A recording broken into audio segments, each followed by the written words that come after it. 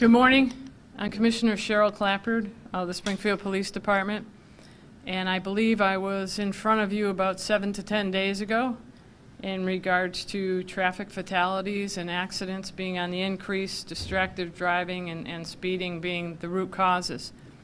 I'm back in front of you again now because after that press conference there's 2 more fatals and some more serious accidents.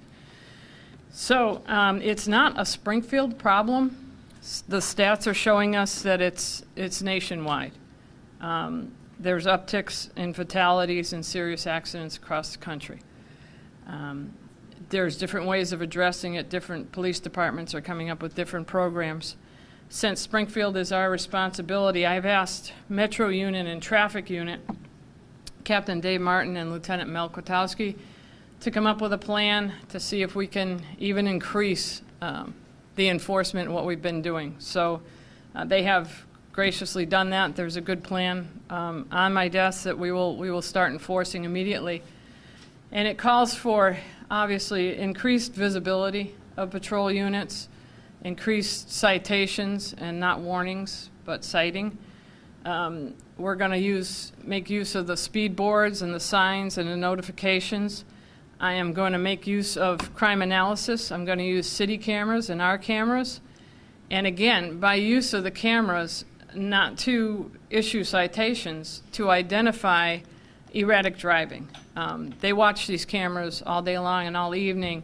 So if the crime analysis people now see someone driving erratically, swift lane changes, speeding, they're going to notify the squad officers, and then we'll see if we can get a squad car in the area to determine if it's a citable offense. So I'm going to utilize that. I am also going to ask the squad cruisers and anybody out on patrol in a marked car, if they are in service and not responding to a call but monitoring the thoroughfares in the city for speeding or distracted driving, to illuminate the blue lights on the overhead bar. This will be a reminder, hopefully, to drivers that this officer is watching for traffic violations. So slow down and pay attention. My concern is we're coming into a very busy season and a bad week.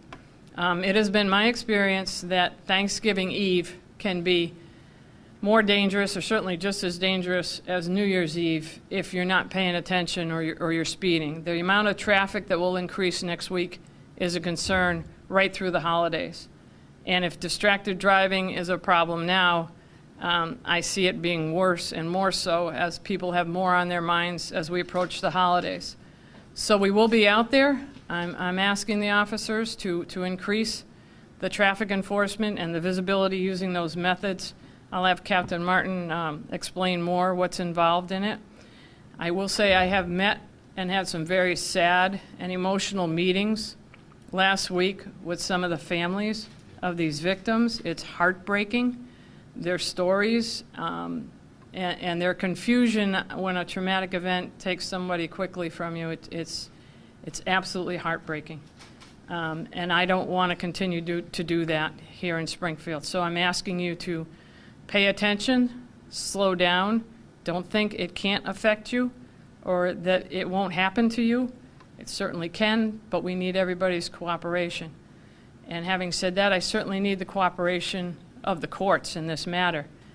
I think dismissing tickets, dismissing citations, not taking them seriously emboldens the driver to go out and repeat the offense. I'm asking clerks of courts and judges, if they find that there is reason for the citation to have been written, if they find that the driver is responsible, please uphold the ticket. We had 5 last week in front of a judge. All 5 were dismissed. Please do your job as I ask my officers to do theirs. And I know full well asking my officers to get out there and do LIDAR, to write tickets on these busy traffic thoroughfares, it certainly does put their lives in jeopardy. And I had an officer who was struck last month with serious injuries. So I'm asking of my officers to do what I want them to do. I would ask the courts, please do what you're supposed to do and help me with this terrible problem. I now want to bring up Captain Dave Martin of our Traffic Bureau. Thank you, Commissioner. Good morning. So the plan moving forward is to build upon our activities that we're out there doing now. And we're going to utilize high visibility enforcement. And what this involves is utilizing our squad officers, Metro, Ordnance, and the Traffic Bureau. We're going to deploy those, based on data, we're going to deploy those units out into the areas for high visibility traffic enforcement. Another part of this is there's a visibility element where when we're out there, what we're going to do is we're going to set up message boards. And the message boards are going to show that we're out there and there's speed enforcement in that area. And the purpose of this is to let the public know that we're out there doing the job. And this is based on education and deterrence. And these message boards that we put out there, it's a deterrence. It's letting you know what you're doing and what you need to stop doing. And it could be speeding, it could be texting and driving, but we're going to deploy out into these areas, and you're going to see a large number of officers out there in addition to squad. And you will be cited. It will be zero tolerance. We work with other agencies. We work with the community. So far this year, we've done a couple of events with the community out there for Check Your Speed events. So we're working with everyone, whether it's state police and other agencies. We've put out anti-drag racing patrols. We put out anti-dirt bike patrols. And we found that it's effective. It's being out there, educating the public, and doing our job. It's very disheartening when these officers are out there doing their job, and like the commissioner said, the tickets aren't being upheld at court. Just recently, we had an officer out on a LiDAR deployment. He clocked a car at 73 miles an hour on State Street. The operator was 18 years old. The mother of the operator filed a complaint against the officer who wrote the citation. That's a bad message to send. It really is. The message, you have to educate people. You have to educate your loved ones. You have to educate family, friends, that the dangerousness of speeding in the city. 73 miles an hour, that's greater than highway speed. So like I said, we're going to be out there, we're going to saturate these areas, and you're going to see cruisers all over the place. And they're going to be doing their job, and it's going to be zero tolerance. So if you don't obey the sign, you can expect to get fined. Thank you. Dave, another hardworking supervisor for me and contributes to this and helps me out greatly with the dirt bikes project, and we're doing one this afternoon, so it's a nice day. If you want to get out there on your dirt bike, go ahead. We're out there too. Lieutenant Mel Kwiatkowski. How you doing? Like the commissioner said, Lieutenant Mel Kwiatkowski. We're going to be continuing with this high visibility enforcement. One of the biggest things I think about it is letting the public know that we're going to be there. We're going to be there. It's going to be on social media. It's going to be on our Facebook page, so there's no excuse for people not to know. And I think with you, the media, to get the message out there is going to aid us in trying to help with public safety and slowing these people down and trying to prevent these high speeds, these, not always attributed to, but these fatals. And also I could say, it gets dark early. So my advice to also pedestrians, bicyclists is also follow the rules of the road. That's incumbent upon you to do so. Be visible. High visibility is really important. I think that's necessary for your own safety. And like the captain and the commissioner basically stated, that we're going to be out there enforcing the laws, and we need the public's help to identify this with us. So we get complaints every day about speeding, and we try to put the speed boards out there, get data so that we can verify the speeds in the area, and then we do enforcement. But with the high visibility enforcement, we're going to be making it public and being out there and doing the enforcement the best we can. Thanks. Thank you, Mel. I also was in touch recently with the state representatives, Bud Williams and Angelo Pupolo, and I've asked their help. They're in the process of working to obtain some funding for me so that I can throw some more overtime details towards this project. So that would be very helpful, and I appreciate, believe me, their help and cooperation in this matter. I'd like to bring up now the Honorable Mayor Dominic Sarno. Thank you, Commissioner. Thank you, Commissioner Clapprood. And first of all, the Commissioner and I and Captain Martin, Lieutenant Kwiatkowski, our thoughts and prayers and sympathies and encouragement go out to the affected families. And thank you, Commissioner Clapprood. Yes, we have spoken to some of the families, and those are difficult conversations on these situations. As Commissioner Clapprood said, this seems to be a phenomenon that is occurring across the country, but our responsibility is the city of Springfield and our residents and business community. Simply put, there's about 3 or 4 aspects here. One, self-responsibility. A lot of these things that are occurring would not occur if you have responsible driving going on. 2, the dedicated men and women in blue are doing the job. We have the traffic enforcement. We are issuing numerous citations. We are making arrests, and in turn, we are not getting the backup from the courts. Commissioner Clapprood updated me yesterday with the 5 other citations for speeding, reckless driving, that were dismissed by the courts, and you need to have that. The other aspect, too, is that what Lieutenant Kwiatkowski had mentioned. Some people say, Mayor or DPW Director Chris Signal, just put a crosswalk up. There takes a lot of engineering and traffic flow that has to be done. And pedestrians and bicyclists must be cognizant that this could give you a false sense of safety.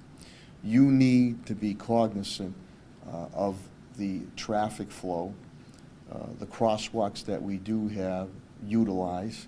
It's difficult to cross against traffic. In a majority of these cases, you know, the individuals did not do anything wrong. It was speeding and distracted driving on it.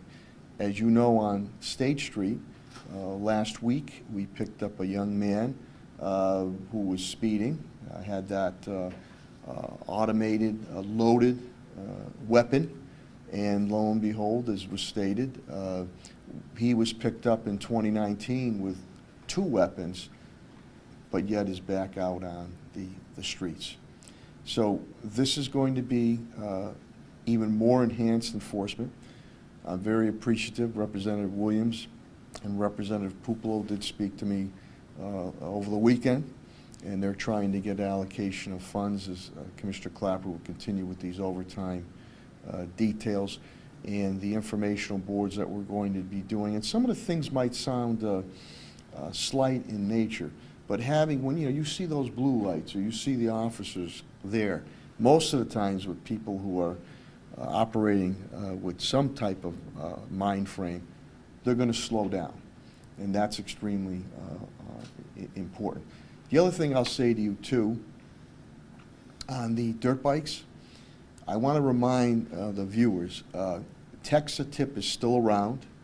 The media has all the information. Another tool in our toolkit is that sometimes people know where these illegal dirt bikes are being housed. You can Text-a-Tip that to us. It comes anonymously, and we work through the Sheriff's Department on that. And what we will do at that point in time, and again, it's anonymous, is we'll go and obtain a search warrant from court. And we'll go in and hit first and grab those bikes before they even get on the road. But again, 3 things. A lot of these things could be prevented if there is some self-responsibility. You heard what Captain Martin said. Young man, the kid's flying down State Street at 73 miles an hour, and his mother puts in a complaint against our men and women in blue. We probably, hopefully, could have saved that kid's life and the mother's life, plus someone else from getting hurt or killed on it. And what we also do, the enforcement will continue, but we need the courts to back us up. It's just when I get my updates, dismissed, dismissed, dismissed, let go, low bail, no bail, slap on the hand, right back on the streets. How many times do my men and women in blue have to arrest these individuals? Keeping them locked up or getting them the help they need could not only save their lives, save other people's lives, and that's extremely important. Last thing I'll say, when these accidents do occur, we do coordinate with DPW and DPW Director Chris Signoli to see what caused this situation when the full investigation is done. Was it complete and other disrespectful behavior and actions of speeding, distracted driving, under the influence, or was it something to do with the physical landscape of the street or road area? We will continue with State Street. That study, I believe, the report will be coming out at the end of the month. And maybe, again, I'm not the engineer, but maybe there's a way to mitigate. Many times what we've been able to do is traffic islands or greenway areas to narrow certain areas, and then maybe look at a hawker's light with the proper sign notification before you're coming down, and also not to hinder the traffic flow at that point in time. But even with all that stuff being done, there are still individuals out there who don't give a, and I can't say, and just feel they can do whatever they want. They can speed, distracted driving. I don't know how people do that, text and drive, under the influence. So that's why we tell pedestrians and bicyclists, be cognizant of your surroundings. Just because you step foot in a crosswalk could give you a false sense of security, because some of the drivers aren't even paying attention to it, aren't even respecting it. Billy, we just came from downtown. The walk sign was at Bowen and Main for all the lights. Guy blew right through that red light. Blew right through that red light. They don't care. So the point here is that blue is going to be out there. They're going to enforce it, and we're hoping the courts back it up. And as I said before, you know, don't come crying here that, oh, you know, I need a break, I need a break. You know, that break could be that we saved your life. We saved other people's lives on it. So the enforcement is going to continue. Commissioner Clapper and the men and women in blue are doing their job. They're doing their job. But we need the backup now, and we need the cooperation of courts, and we need the cooperation of self-responsibility, and especially the parents out there. You said this person was an 18-year-old. Mom, you have to be nurturing. You have to be educating. You have to be mentoring. Your young person should not be driving 73 miles an hour, which again is higher than what's on the highway. If you're not going to think of others, think of yourself on it. So I'm very frank and blunt on this. So it's not a quick fix. Put a crosswalk in, just do this, just do that. All these things are being done. Self-responsibility, traffic enforcement will continue, and we need the courts to back us up with these citations and or these arrests. Thank you very much. Thank you. Thank you for being here. Are there any questions about any of us? Commissioner, an increase in enforcement concerns might be lying with an increased enforcement might lead to an increase of racial profiling. What steps are you taking to address within your own department? The officers of the Springfield Police Department know full well that we don't allow or promote racial profiling of any kind. What's out there and what confuses people, we bad driver profile. We can't tell, and I'm sure this officer on State Street at night with the 70th had no idea who's driving that vehicle, how old, what race, ethnicity, et cetera, et cetera. And I've always said that when I'm out in the street, when a car flies by you, you don't know who's driving. We don't need to racial profile. We have enough work by just bad driver profiling. This is about saving lives. Skin color means nothing. It has nothing to do with this. This is about saving people's lives, even the perpetrators' lives. Period. So, you know, a comment like that, that means if someone has a different skin color, it is okay for he or she to speed 100 miles an hour? This is all about saving lives, no matter what creed, color, or background. And again, could be saving the perpetrators' lives and others. That's the bottom line. That's what police do. Protect and serve. Help. So, listen, if you're driving correctly, you're not going to have any problems. Black, white, green, red, chartreuse doesn't matter, but it's about saving lives. And nobody should be getting a pass pertaining to that. I can add to that a little bit. As far as speed enforcement, I'll ask you to go out today. 2 telephone poles should be about 300 feet away, okay?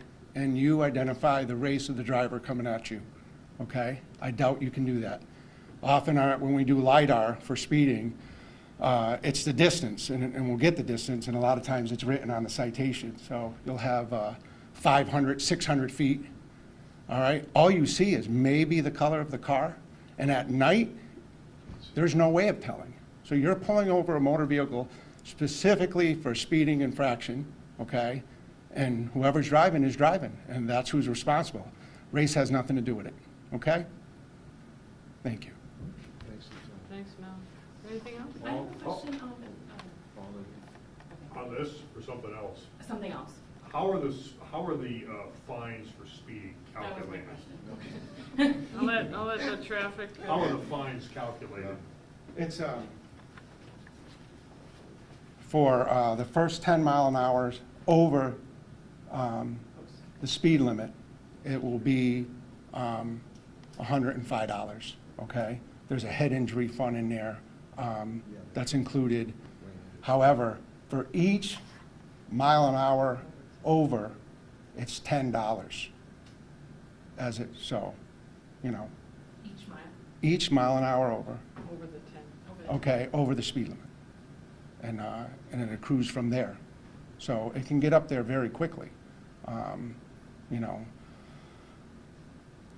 depending on the area, you know, if you're going double the speed limit, you could be looking at, you know, over a $300 ticket.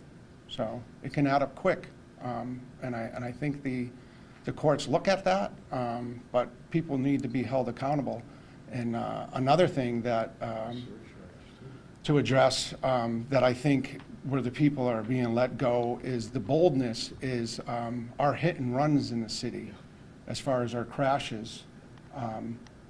Hit and runs as far as police responding to crashes are almost 25% of all our crashes.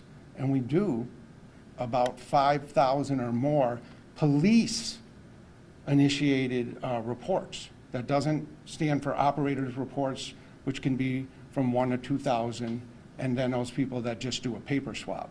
But the ones that police are involved with, we're usually more than 5,000 a year in Springfield. We're now up to over 25% of those are hit and runs. And that's what enforcement's needed to lessen that. To me, that's an issue, and we're addressing it. Lieutenant and Commissioner, can I ask too, and maybe sometimes the courts say, well, geez, I'll give somebody a break. The insurance surcharges. You get whacked on an insurance surcharge, it's gonna get into your memory, hey, I better not do that again. So that's another thing too on these citations. If they're upheld, if they're completely being dismissed, they are emboldening people because they'll let, what's the big deal? Citation gets dismissed, They could have done something even worse and they're let go. They're not even held after an arrest. And this is with weapons. Who cares? Who cares? And that is wrong, because when nobody cares, and we care, all of us here care, somebody gets hurt or somebody gets killed. So we're doing everything we can. So the people out there saying, you know, why aren't you doing this, why aren't you doing that? We're doing it. We need our partners on the court system and our partners in the community, self-responsibility. I have a follow-up question with that. For like a first citation, second citation, like or first offense and second offense, what are the increases there?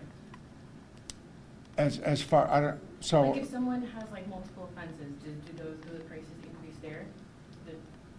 Well, if there's multiple offenses for one occasion, those would all be included on one citation. So if they're, you know, if it's, you know, if they're speeding, not wearing your seatbelt, say, you know, unregistered or defective equipment or something like that, those are all compounded. It's not, you don't, if you get stopped for speeding and there's something else, that gets, that's an added fine on the citation. I guess my question is, if someone gets stopped for speeding and then the next day they get stopped for speeding again, what's the Found responsible. I can get you the breakdown of the citations after this and send it out to everyone. Isn't there at some point, don't they yank your license? They do. The Well- RMV, if you're found responsible, the RMV, if you have 5 responsible citations, they'll look at it and they can suspend and revoke your license, yes. But it takes 5? I believe that was the last, when I was in traffic, it was 5 responsible citations. So all the dismissals just hurt us. But who cares? Who It's- cares? Because how many times people are out there driving without any license? Yeah. Because there's no backup. So you know what he or she says? Who cares? Nothing's gonna happen to me. Nothing's gonna happen to me. So do you see there's a domino effect here?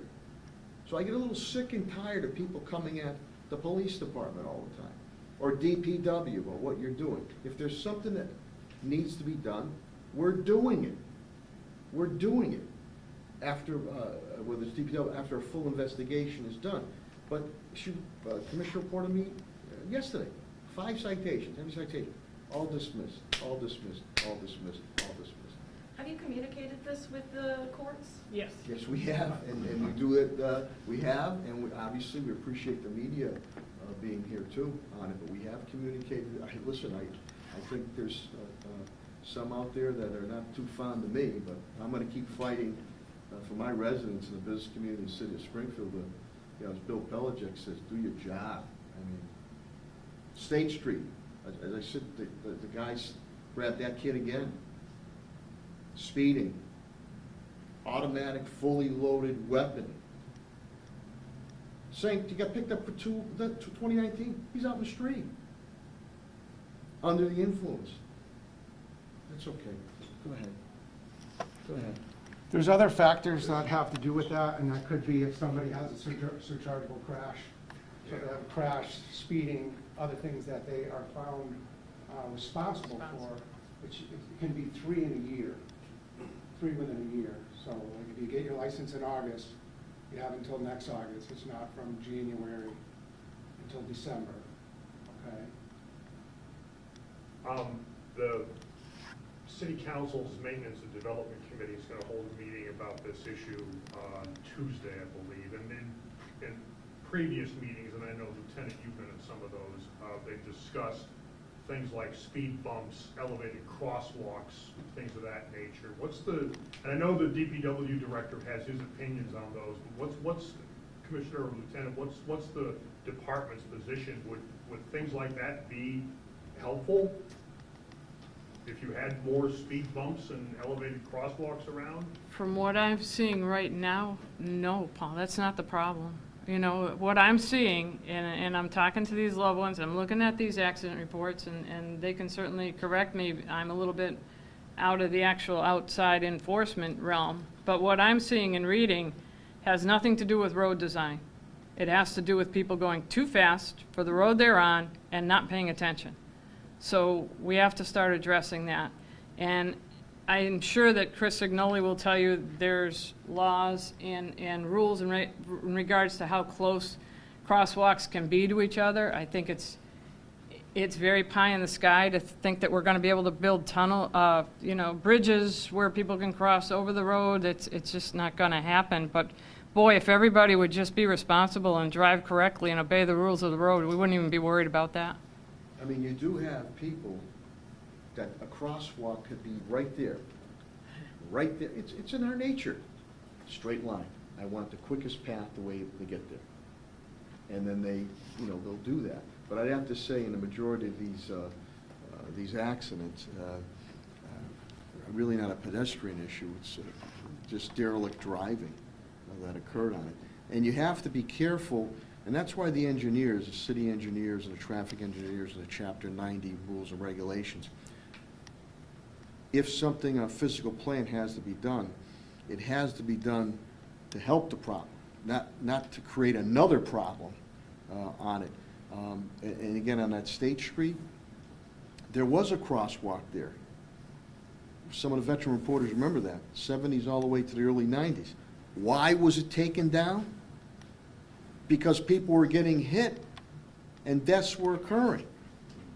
So, now there's different processes that we can do and let the professionals come across with that. But as Commissioner Clapper indicated, it seems that the multitude, if not all of these accidents, are from derelict driving, speeding, distracted driving, under the influence.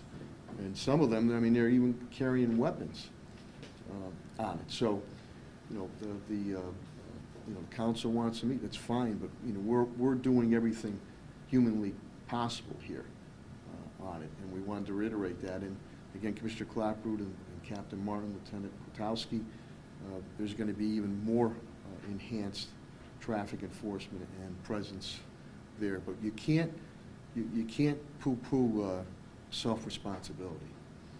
Parents, please, you got to tell your kid for their own good, for their own good.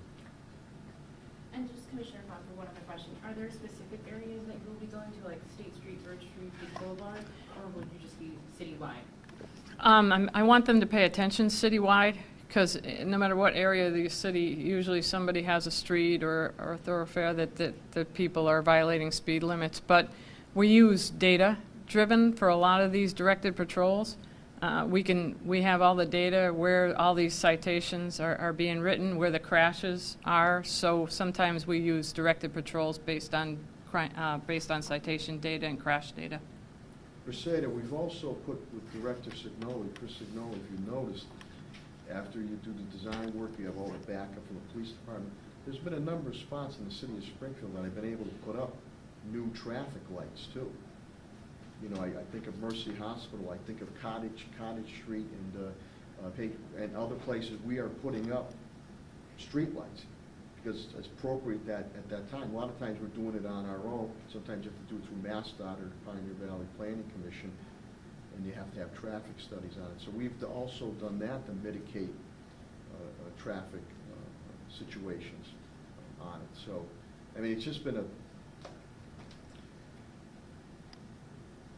people who have lost loved ones, it's heartbreaking. I have one other question.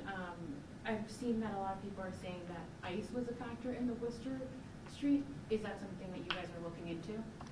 Absolutely no comment because it's an ongoing investigation. Thanks for being here. We appreciate getting the word out. Thank you. Thank you. Thanks, Bob.